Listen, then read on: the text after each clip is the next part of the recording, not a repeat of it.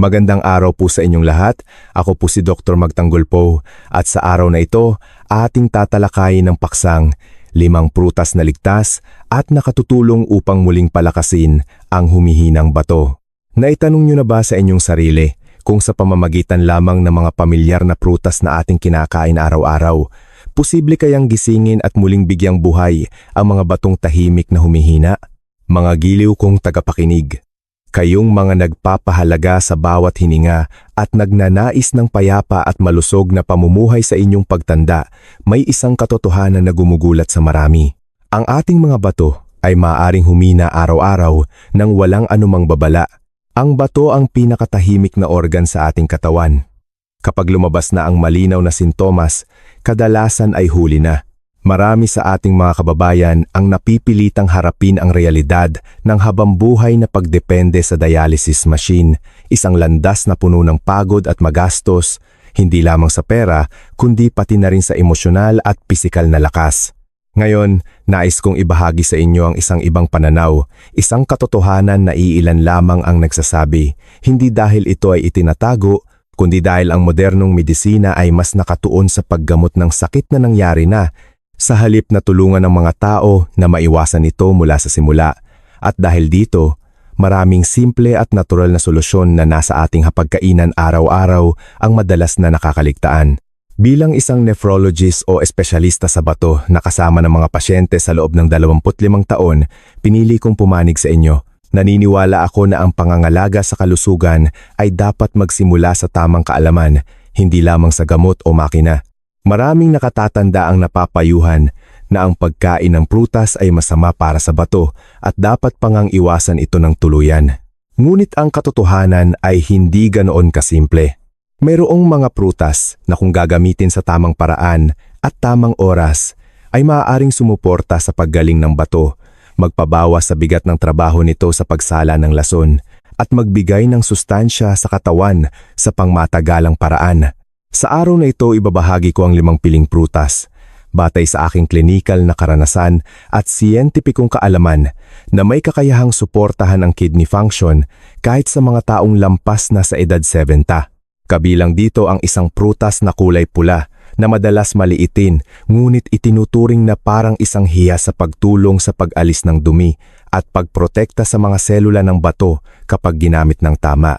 Kung magtitiyaga kayong manood hanggang sa dulo, matutuklasan ninyo ang prutas na simbolo ng muling pagsilang ng bato na tinaguriang pulang hiyas ng mga nakatatanda.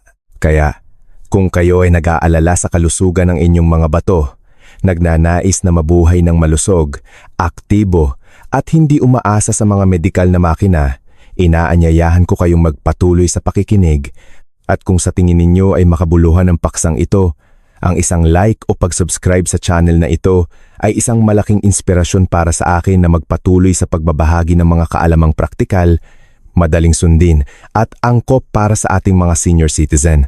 Ngayon, dumako na tayo sa pinakamahalagang bahagi. Unang bahagi, ang bato bilang salalayan ng buhay at ang mga huling hudyat nito. Marami sa inyo, pagdating sa katanghalian ng buhay o pagtanda, ay sinasabi sa sarili na ang mabula-bulang ihi o ang paggising ng ilang beses sa gabi para umihi ay normal na bahagi lamang ng pagtanda. Nakakarinig ako ng marami na nagsasabing, matanda na, kaya kailangang tanggapin. Ngunit, mula sa pananaw ng isang profesional na maraming taon nang nangangalaga sa kalusugan ng mga nakatatanda, nais kong sabihin sa inyo ang isang mahalagang katotohanan. Maaaring hindi iyon senyales ng pagtanda, kundi isang huling hudyat ng paghingi ng tulong ng inyong mga bato. Matapos ang 25 taon ng pag-aalaga sa mga pasyente, napagtanto ko ang isang bagay na paulit-ulit ding binibigyang diin sa mga librong medikal. Walang gamot na kayang ibalik sa dati ang bato kung ang pamumuhay at pagkain ay mali pa rin. Ang gamot ay pansamantalang saklay lamang, ang pagkain ang siyang pangmatagalang pundasyon. Ang mga pinipili ninyo sa palengke araw-araw para sa hapagkainan ng pamilya ay tahimik na nagtatakda ng haba ng buhay ng inyong mga bato. Kaya naman, ang mga prutas at pagkaing ibinabahagi ko ay hindi batay sa haka-haka, kundi sa mga pag-aaral sa nutrisyon, pisyolohiya ng bato, at aktwal na klinikal na karanasan dito sa Pilipinas. Palagi akong naniniwala na ang tamang pagkain regular at angkop sa edad ay may mas pangmatagalang halaga kaysa sa mga mamahaling food supplement na pinalalaki lamang ng komersyal. Subukan ninyong huminto sandali at tanungin ang inyong sarili. Ayos pa ba talaga ang mga bato ko? Ang bato ay parang filter ng isang water purifier. Tahimik na nagtatrabaho ng walang tigil para salain ang dugo, alisin ang mga lason, at panatilihin ang mahahalagang sustansya para sa katawan. Kapag bago pa ang filter, ito ay matibay at halos hindi nagrereklamo. Ngunit kapag luma na, kahit umaandar pa ang makina sa labas, ang loob ay nagsisimula ng masira. Ang hindi napapansin ng marami ay pagkatapos ng edad 50. Ang kidney function ay natural na nagsisimulang bumaba at paglampas ng 50, mas bumibilis ang prosesong ito. Sa karaniwan, bawat taon ay maaaring mawala ang halos 1% ng function ng bato. Mukha itong maliit na numero, ngunit nakakatakot kapag naipon sa loob ng maraming taon. Sa panlabas, maaaring normal pa rin kayong kumakain at nabubuhay, ngunit sa loob, ang filter na iyon ay maaaring sira na, tulad ng isang punit na lambat na hindi nakikita ng mata. Hindi iilan sa inyo ang nakaranas ng paggising sa umaga na manas ang muka, mabigat ang talukap ng mata, o pagsapit ng hapon ay namamaga ang mga paa at sumisikip ang sapatos. Marami ang nagsasabing ito ay dahil sa kulang sa tulog, matagal na pagtayo, o dahil sa panahon. Ngunit sa katotohanan, maaaring ito ay senyales na hindi na epesyente ang pag-aalis ng tubig at asin ng inyong mga bato, kaya naiipon ang likido sa katawan. Lalo na kung ang ihi ay sobrang bula, at ang bula ay hindi agad nawawala kahit i-flush, hindi ito dapat ipagwalang bahala. Ito ay isang senyales na may tumatagas na protina sa filter ng bato, isang kondisyon na tinatawag sa medisina na glomerular damage. Isa pang sintomas na marami sa inyo ang nakakaranas, ngunit binabaliwala ay ang paggising ng 2 hanggang 3 beses sa gabi para umihi. Noong kabataan, may kakayahan ng bato na i-concentrate ang ihi para makapahinga ang katawan buong gabi. Ngunit kapag humihina ang bato, nababawasan ang kakayahang ito, kaya kailangan ninyong bumangon ng paulit-ulit. Ito ay hindi lang problema ng bato, kundi nagdudulot din ng insomnia, pagkapagod, paghina ng memorya, at panganib ng pagkahulog sa gabi na lubhang mapanganib para sa mga nakatatanda. Ikalawang bahagi, ang panganib ng potassium at ang patibong ng prutas para sa mga senior citizen. Ang ikinababahala ko sa maraming taon ng aking propesyon ay ang pagbabaliwala ng marami sa maliliit na pagbabago sa kanilang katawan pagtuntong ng edad 50. Pinapanatili pa rin ninyo ang mga nakasanayang pagkain noong bata pa, lalo na ang pagkain ng prutas sa paniniwalang ito ay palaging malusog at mas marami, mas mabuti. Ngunit hindi ganoon kasimple ang katotohanan sa medisina. Pagkatapos ng edad 50, ang ating katawan ay nasa ibang yugto na, kung saan ang potassium at fructose sa prutas ay maaaring maging isang mapanganib na patibong kung hindi nauunawaan ang limitasyon ng mga bato. Noong bata pa, ang inyong mga bato ay parang isang malakas na filter. Kahit kumain kayo ng saging, dalandan, mangga o uminom ng fruit juice, kayang-kaya nitong salain at ilabas ang sobrang potassium. Ngunit habang tumatanda, tahimik na humihina ang kidney function. Ayon sa maraming pag-aaral, pagkatapos ng edad 60, bumababa ng malaki ang kakayahan ng bato na maglabas ng potassium kahit na hindi ito nararamdaman ng tao. Ang pagkakaibang ito ang lumilikha ng pinakamalaking panganib. Ang potassium na hindi na ilalabas ay unti-unting naiipon sa dugo, parang isang time bomb na nakatanim sa katawan nang hindi ninyo namamalayan. Sa aspetong medikal, ang potassium ang kumokontrol sa electrical activity ng puso. Ang ating puso ay hindi lang isang simpleng kalamnan na tumitibok. Ito ay isang masalimuot na sistema na pinapatakbo ng mga electrical impulse. Kapag lumampas sa ligtas na antas ang potassium sa dugo, nagiging magulo ang mga electrical impulse na ito, na maaaring magdulot ng abnormal na bilis ng tibok ng puso, irregular na ritmo o mas malala pa, bigla ang paghinto nito nang walang malinaw na babala. Ito ang dahilan kung bakit ang hyperkalemia, mataas na potassium sa dugo, ay itinuturing na isang medical emergency, lalo na sa mga nakatatanda. Sa aking trabaho sa mga emergency room, nakasaksi ako ng maraming kaso na ikinagulat ng mga pamilya. May isang Ginoo, si Mang Jose, mahigit 60 anyos at nakatira sa Quezon City. Palagi niyang pinaniniwalaan na ang pagkain ng prutas araw-araw ang pinakamahusay na paraan para manatiling malusog. Sa umaga, kumakain siya ng saging. Sa tanghali, papaya. At sa hapon, umiinom pa ng isang basong orange juice para pampalamig. Hindi siya umiinom ng alak o kumakain ng matatabang pagkain, kaya inakala niyang malusog ang kanyang puso. Isang hapon, nakaramdam siya ng bahagyang paninikip ng dibdib, pagkahilo, at biglang hinimatay. Pagdating sa ospital, ipinakita ng mga pagsusuri na sobrang taas ng kanyang potassium habang matagal na palang may problema ang kanyang bato na hindi natuklasan. Para kay Mang Jose, ang prutas ay simbolo ng kalusugan, ngunit para sa kanyang matatandang bato, ito ang naging huling patak na nagpaapaw sa baso. Ang pinakamasakit ay karamihan sa mga pasyenteng tulad niya ay pakiramdam na sila ay biktima ng maling akala. Tinatanong nila ako, bakit po, Dok, pagkain lang ng prutas, mapanganib na pala sa buhay? Ang sagot ay simple ngunit masakit. Ang prutas ay hindi masama, ngunit hindi lahat ay angkop para sa bawat edad at kondisyon ng bato. Para sa mahinang bato, ang prutas na mayaman sa potassium ay parang sobrang dosis ng gamot. Kapag malubha na ang pinsala sa bato, ang kaya na lang gawin ng modernong medisina ay panatilihin ang buhay sa pamamagitan ng dialysis. Hindi na ito maibabalik sa dati. Ibig sabihin, habang buhay na kayong nakatali sa makina, sa ospital at sa walang katapusang gastos sa pagpapagamot. Ikatlong bahagi. Mga prutas na muling bumubuhay sa mga selula ng bato.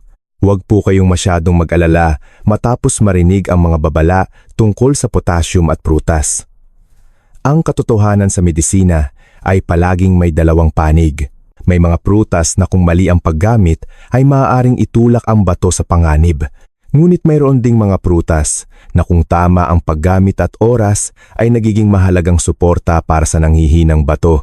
Ang mahalaga ay hindi ang pagkain o hindi pagkain ng prutas, kundi ang tamang kaalaman at matalinong pagpili. Sa edad na 50 pataas, hindi na kailangan ng bato ang malalakas na pampasigla, kundi ang banayad, tuloy-tuloy at matatag na suporta. May ilang prutas na may kakayahang mapabuti ang daloy ng dugo sa bato, bawasan ang pamamaga at tulungan ang pag-alis ng lason nang hindi nagdaragdag ng bigat sa potassium. Kung mali ang pagpili, ang prutas ay maaaring maging potassium bomb na banta sa tibok ng puso. Kung tama naman, ito ay nagsisilbing natural na detoxifier na tumutulong linisin ang mga daluyan ng dugo at gisingin ang mga napapagod na selula ng bato. Batay sa aking karanasan sa pag-aaral sa mga pasyenteng may sakit sa bato dito sa Pilipinas, napansin ko na hindi lahat ng kaso ng kidney failure ay mabilis lumala. Maraming kaso, kung maitatama ang dieta, ay maaaring manatiling stable sa loob ng maraming taon o dahan-dahan pang bumubuti ang mga resulta.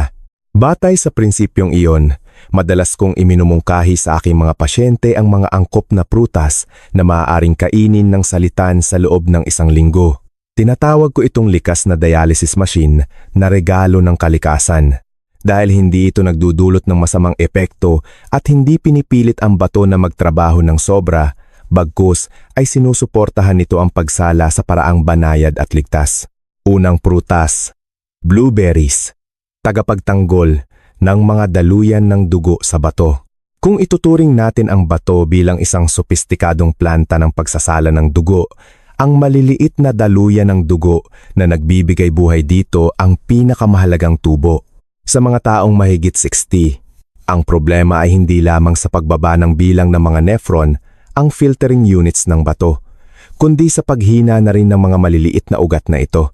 Ang mga pader ng ugat ay hindi na nababanat, mayroong talamak na pamamaga at ang daloy ng dugo ay mabagal at hindi regular.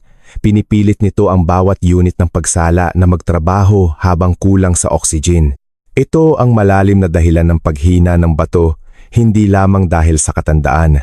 Ang blueberries ay naglalaman ng mataas na antas ng anthocyanins, isang uri ng flavonoid na nagpoprotekta sa panloob na lining ng mga daluyan ng dugo.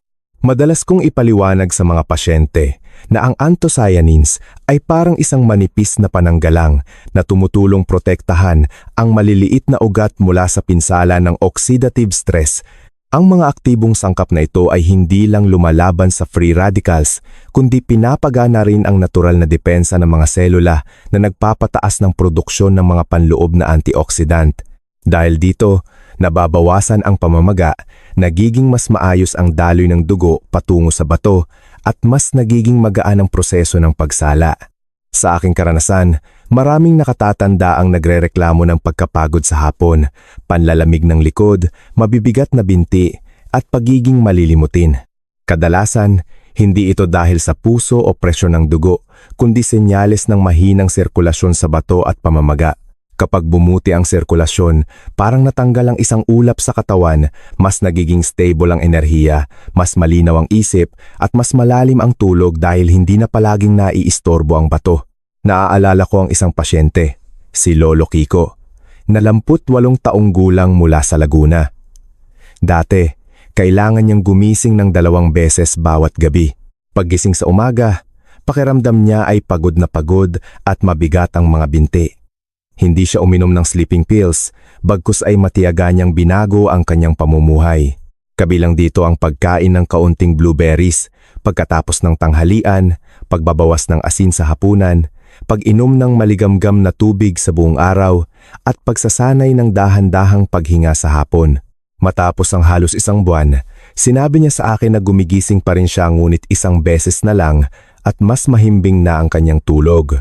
Para sa akin, ito ay isang malinaw na patunay na ang katawan ay pinakamahusay na gumagaling kapag sinusuportahan sa tamang paraan. Subalit, palagi kong binibigyang diin na kahit gaano kabuti ang prutas, kailangan may limitasyon.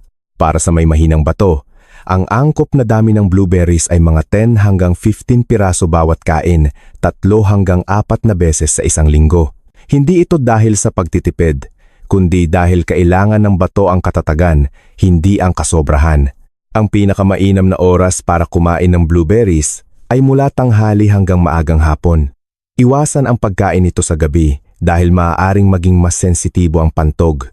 Kung walang sariwang blueberries, ang frozen na blueberries na natural na tinunaw ay isang magandang alternatibo. Ikalawang prutas, mansanas, para sa malusog na bato. Simulan sa bituka. Dumako tayo sa ikalawang prutas. Isang prutas na sobrang pamilyar kaya't marami ang hindi na ito pinapansin, ngunit sa pangangalaga ng bato ng mga nakatatanda, ito ay may malalim na prinsipyo ang mansanas. Para sa akin, ang mansanas ay hindi kumakatawan sa isang mabilis na lunas, kundi sa isang matatag na prinsipyo. Ang malusog na bato ay nagsisimula sa isang tahimik na bituka, malinis na dugo, at maayos na biological rhythm. Sa Pilipinas, ang mansanas ay karaniwan sa ating mga lamesa. Ngunit dahil sa pagiging pamilyar nito, iilan lang ang nagtatanong kung tama ba ang paraan ng pagkain nila nito, lalo na kung lampas na sa edad 60. Marami sa inyo ang takot sa tamis ng mansanas, iniisip na makakasama ito sa bato. Ang iba naman ay naniniwalang dahil malusog ito, ayos lang kumain ng marami. Parehong mali ang mga pananaw na ito. Ang issue ay hindi sa tamis, kundi sa kung paano pinoproseso ng mansanas ang mga lason mula pa lamang sa bituka bago pa ito makarating sa dugo at pilitin ang bato na salain ito. Sa aking klinika, madalas kong ipinapaliwanag ang isang paulit-ulit na problema sa mga nakatatanda. Naiipon ang lason mula sa bituka sa hapon, kaya kailangang magtrabaho ng husto ang bato sa gabi. Naiistorbo ang pantog, kaya't gumigising kayo ng paulit-ulit. Kapag pira-piraso ang tulog, pagod kayo sa umaga, at umuulit na naman ang siklo. Ang tamang pagkain ng mansanas ay maaaring pumutol sa siklong ito mula sa simula. Ang pinakamalaking halaga ng mansanas ay nasa pectin, isang uri ng soluble fiber na kumakapit sa mga sobrang produkto ng metabolismo at ilang lason sa loob ng bituka. At inilalabas ito sa pamamagitan ng dumi. Kapag hindi na bumalik sa dugo ang mga ito, hindi na kailangang salain ulit ng bato, kaya nababawasan ang bigat sa trabaho nito. Ang natural na asukal ay hindi kaaway ng bato kung may kasama itong fiber at dahan-dahan na-absorb. Mapapansin ninyo na maraming may mahinang bato ang madalas bloated, hirap dumumi, at mabigat ang pakiramdam sa hapon. Ito ay senyales na hindi na magkatugma ang bituka at bato. Kung tama ang pagkain ng mansanas, natutulungan itong bantayan ang bituka, bawasan ang dumi sa dugo at bigyan ng tunay na pahinga ang bato sa gabi. Mayroon akong pasyente, si Aling Maria, na 5 taong gulang, na taga Batangas at ngayon ay nakatira sa Maynila kasama ang kanyang mga anak. Dati, nakasanayan niyang kumain ng prutas sa gabi. Ang resulta, gumigising siya ng 2 beses para umihi. Pagod siya sa umaga at may mapait na lasa sa bibig.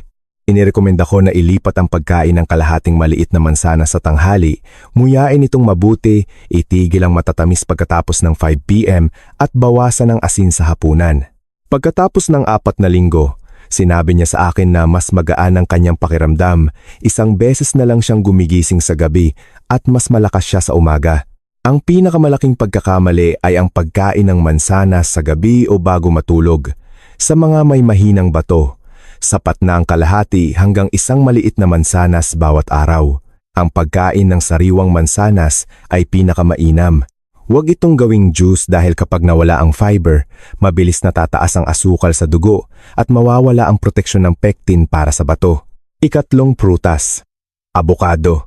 Isang lunas na may tamang sukat. Ang 3 prutas ay ang abokado, na madalas pagmulan ng alinlangan. May mga nagsasabing ito ay ginto para sa kalusugan, habang ang iba ay nag-aalala dahil sa taglay nitong taba at mataas na potassium. Sa aking pananaw sa pangangalaga ng mga senyor, ang abokado ay hindi dapat kainin basta-basta. Sa pagtanda, hindi lang kakayahan ng bato sa pagsala ang humihina, kundi pati na rin ang kakayahang panatilihin ang balanse ng tubig, electrolytes, at taba sa dugo.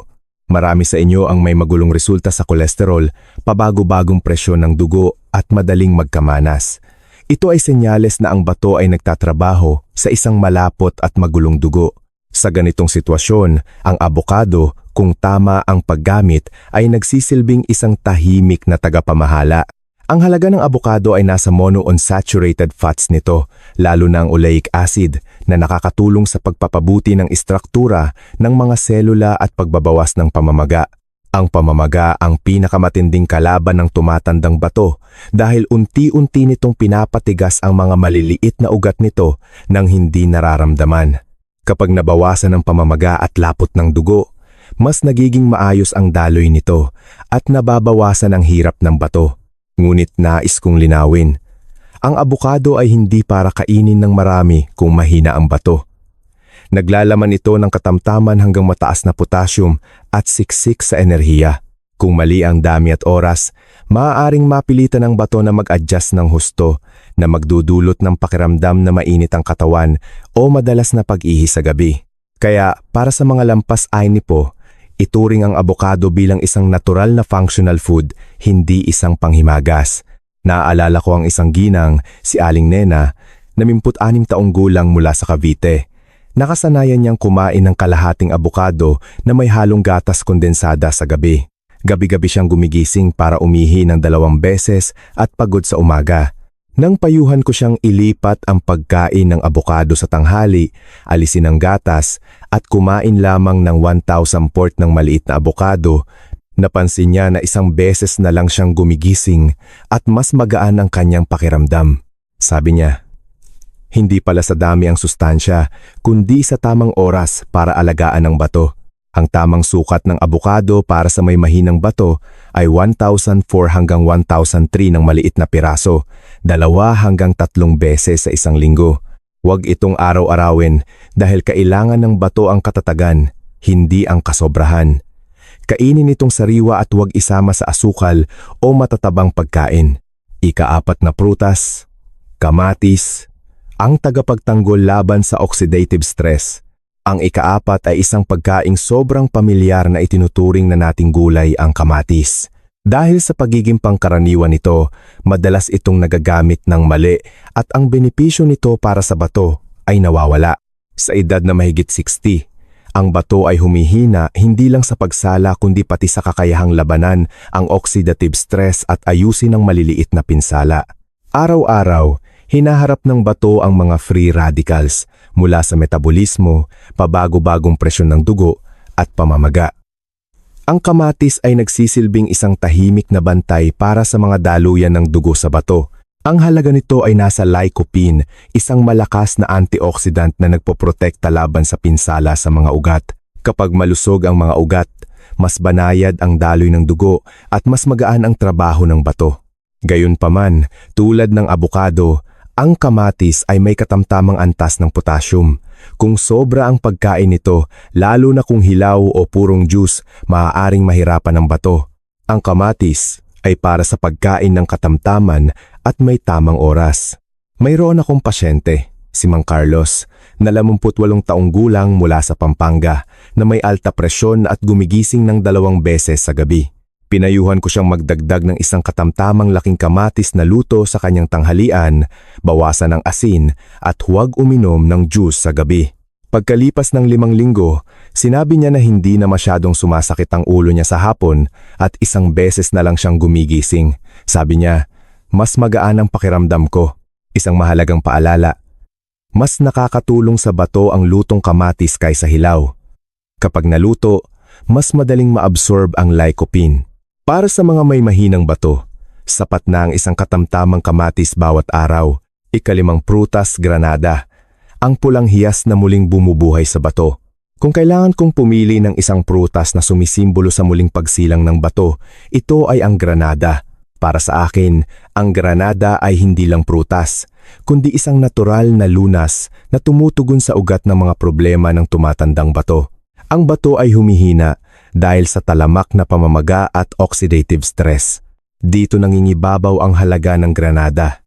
Naglalaman ito ng napakalakas na polyphenols tulad ng punica lagins na hindi lang simpleng antioxidants, kundi mga biolohikal na molekula na pumipigil sa pamamaga sa antas ng mga selula ng bato. Kung ang pamamaga ay ang apoy na unti-unting sumisira sa bato, ang mga sangkap sa granada ang tubig na pumapatay sa apoy mula sa ugat. Isang pag-aaral sa Israel ang sumubaybay sa mga pasyenteng sumasailalim sa dialysis. Ang mga pinainom ng purong pomegranate juice sa loob ng 1 taon ay nagpakita ng makabuluhang pagbaba sa oxidative stress at impeksyon na may kaugnayan sa sakit sa bato.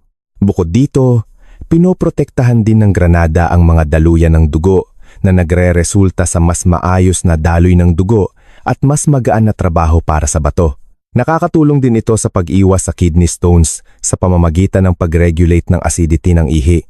Naalala ko si Lolo Ramon, 62 taong gulang mula sa Cebu, na may kasaysayan ng pabalik-balik na kidney stones. Pinayuhan ko siyang kumain ng katamtamang dami ng sariwang granada, nguyain pati ang buto sa tanghali. Pagkatapos ng ilang buwan, bumalik siya at sinabing, "Mas magaan ang pakiramdam ko. Hindi na masyadong sumasakit ang likod ko at mas mahimbing ang tulog ko. Ngunit tandaan, ang granada ay epektibo lamang kung tama ang paggamit. Maaari ninyong nguyain ang buong buto o uminom ng 100% purong juice na walang dagdag na asukal. Ang mga inuming may lasang granada sa merkado ay puno ng asukal at nakakasama sa bato. Para sa mga nakatatanda, sapat na ang katamtamang dami araw-araw." Ika-6 na bahagi, ang panuntunan ng tre at lihim sa pagbabawas ng potassium. Nais kong ibahagi ang isang panuntunan na nagsisilbing gabay para sa ligtas na pagkain ng prutas. Ito ang panuntunan ng 30 minuto. Pagkatapos kumain, ang pinakaligtas na paraan ay kainin ng prutas 30 minuto pagkatapos ng pangunahing pagkain bilang isang magaan na panghimagas. Nakakatulong ito na maiwasan ang biglaang pagtaas ng asukal sa dugo at binabawasan ang bigat sa bato. 2. Katumbas ng 1 dakot bawat araw. Humigit kumulang 200 g. Sa medisina, ang sobra ay laging masama. Kahit gaano kabuti ang prutas, kung sobra, maaaring tumaas ang potassium. Ang kabuuang dami ng prutas sa isang araw ay dapat katumbas lamang ng 1 dakot ng inyong sariling kamay. 3. Nguyain ng hindi bababa sa 30 beses. Maraming nakatatanda ang mabilis kumain na nagpapahirap sa tiyan at bato. Ang pagtunaw ay nagsisimula sa bibig. Kapag ninuya ng mabuti, mas madaling maabsorb ang sustansya at hindi na kailangang magtrabaho ng husto ng bato. Karagdagang lihim. Para sa mga nag-aalala sa potassium, maaari ninyong ibabad ang prutas o gulay sa maligamgam na tubig sa loob ng 2 oras bago kainin. Ang simpleng paraang ito ay maaaring magbawas ng higit sa 30% ng potassium. Mahalagang paalala. Para sa mga may chronic kidney disease stage 4 o sumasailalim na sa dialysis, ang potassium mula sa anumang prutas ay maaaring maging mapanganib.